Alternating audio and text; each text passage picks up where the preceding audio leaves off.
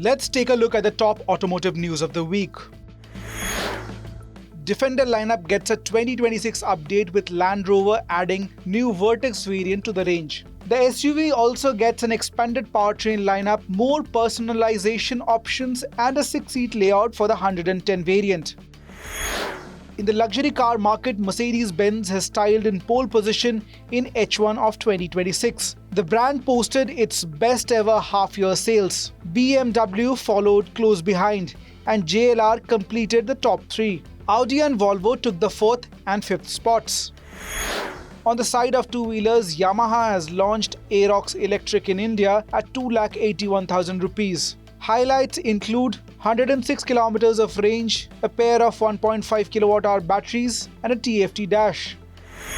Maruti Suzuki's plant expansion continues with commissioning of 1 MWh battery energy storage system at its Kharkhoda facility. The setup will store surplus solar power and help the company cut carbon emissions.